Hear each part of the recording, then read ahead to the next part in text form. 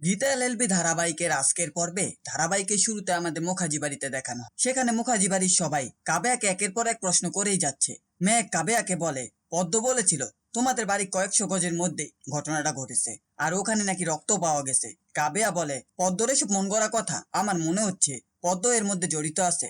মেঘ বলে, পদ্ম কেন এসবে জড়িত থাকবে? তখন কাবেয়া আবার অভিনয় করতে শুরু করে এবং সে বলে, আমি জানি না, আমার মধ্যে একটা অপরাধ বোধ কাজ করছে। না আমি স্বস্তিককে বাঁচাতে পারলাম, না গীতাকে শেল্টার দিতে পারলাম। এই বলে সে কাঁদতে থাকে।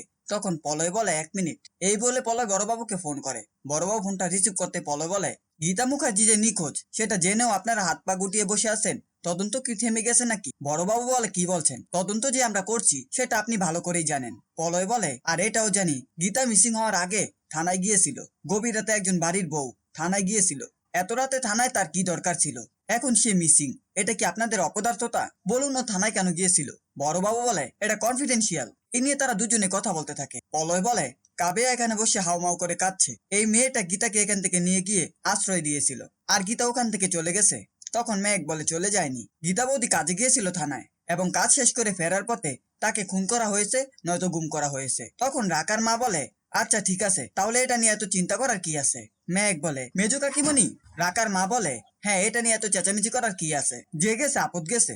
এই মেয়ের জন্য বাড়ির সম্মান নষ্ট হয়েছে, বাড়ির লোকেদের উপর মানুষ আঙুল তুলেছে, কোনো সম্পর্কই গুরুত্ব দেয়নি সে। কাকা বলে, কি বলতে চাইছো তুমি? তখন রাকার মা বলে, আমি বলতে চাইছি এই মেয়েটা এই বাড়ির বউ হওয়ার যোগ্য ছিল না, তাই এই মেয়েটা সম্পর্কে খোঁজ খবর নেওয়ার কোনো প্রয়োজন নেই। এরপর পলয় বলে, বড়বাবু আপনি খুঁজ চালিয়ে যান, যেভাবে হোক গীতাকে খুঁজে বের করুন। এরপর বাড়ির সবার মধ্যে একটা ঝামেলা বেঁধে যায়। এরপর গীতাকে খোঁজার কথা বলতেই মেহেক বলে, গীতা বৌদিকে খুঁজে পাওয়া যাবে না, আমার মনে হচ্ছে সর্ষের মধ্যে ভূত আছে। কাবেয়া বলে, মানে? মেহেক বলে, পদ্ম কোথায়? কাবেয়া বলে, আমি জানি না, পদ্মর সাথে আমার ঝগড়াঝাটি হয়েছিল। ও গীতাকে আমাদেরকে না জানিয়ে বাড়ি থেকে বের হতে সাহায্য করেছিল, তাই পদ্ম আমাদের সাথে ঝগড়া করে বাড়ি থেকে বেরিয়ে গেছে। আমি ভেবেছিলাম ও তোমাদের এখানে এসেছে, কিন্তু এখানে এসে দেখি ওখানে নেই। মেহেক বলে, কি প্রমাণ আছে তুমি সত্য কথা বলছো? কাবেয়া বলে, হ্যাঁ, তুমি তোমার লিমিট ক্রস করছো। কি বলতে চাইছো তুমি? আমি যাকে বাঁচিয়েছিলাম, নিজের বউকে আঁকড়ে রেখেছিলাম, আমি তাকে মারবো? পদ্ম আমাদের বাড়ির বউ, আর আমরা তোমাদের বাড়ির মতো নই যে বাড়ির বউকে বের করে দিব। মেহেক বলে, থাক, তুমি কেমন সেটা আমরা সবাই জানি। রাকার মা বলে, মেহেক তুমি ওর সাথে এভাবে কথা বলবে না। পলয় বলে, ও তো ভুল কিছু বলেনি, ওর মনে সন্দেহটা যাচাই করছে। কি প্রমাণ আছে যে কাবেয়া সত্যি কথা বলছে? কাবেয়া পলয় পা ধরে বলে, আমাকে মেরে ফেলুন প্লিজ, গীতাকে ফিরিয়ে দিন। পরবর্তী সিনে আমাদের হসপিটালে দেখানো হয়। সেখানে ডাক্তার এসে গীতাকে চেক করে এবং নার্সকে বলে, পেশেন্ট এখন কেমন আছে?